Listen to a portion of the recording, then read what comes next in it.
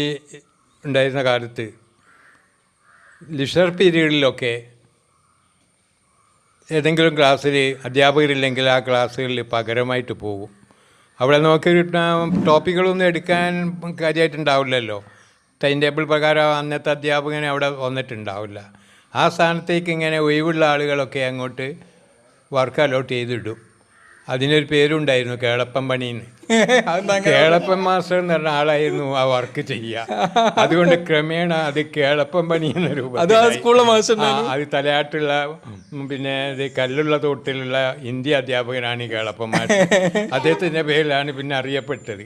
അത് ആ പേരിൽ ഒരു 10 കൊല്ലത്തോളം അറിയപ്പെട്ടിട്ടുണ്ട്. അദ്ദേഹം സ്കൂളിൽ തന്നെ ഉണ്ടായിരുന്നു. അതുകൊണ്ട് മൂപ്പരാണ് ആ വർക്ക് അഡ്ജസ്റ്റ് ചെയ്യുക. പിന്നെ അദ്ദേഹം പോയപ്പോഴാണ് പിന്നെ സുലൈമാൻ മാസ്റ്റർ വന്നത്. അറബിൻ്റെ അറബിയുടെ അയാളായിരുന്നു അലോട്ട് ചെയ്യുക. അപ്പോഴേക്ക്